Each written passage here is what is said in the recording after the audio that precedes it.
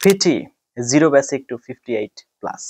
এখন দেখুন, আপনি একদম জিরো বেসিক আছেন, এবিটিটি ঠিক মতো উচ্চারণ করে পড়তে পারেন না, ইংরেজি উচ্চারণ করতে গেলে সমস্যা, শুনতে গেলে বুঝেন না, অথবা লিখতে গেলে কিছুই পারেন না। আপনি এরকম জায়গায় থাকতে পারেন, ইটস ওকে, কোয়াইট ফাইন। কেন?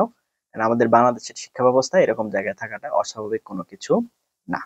এখন এই জায়গা থেকে আপনার যদি পিটি 58 পেতে হয়, সেটার জন্য একটা লম্বা পথ আপনাকে পাড়ি দিতে হবে।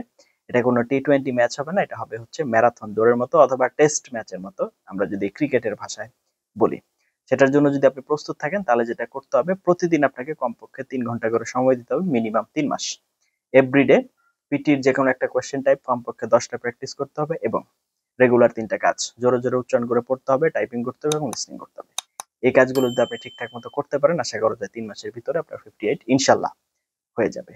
এতক্ষণ মধ্যে সাথে ছিলেন তার জন্য অনেক অনেক ধন্যবাদ। এই ধরনের আরো অনেক ইনফরমেটিভ লেসন পাওয়ার জন্য দয়া করে চ্যানেলটি সাবস্ক্রাইব করে পাশে থাকতে ভুলবেন না।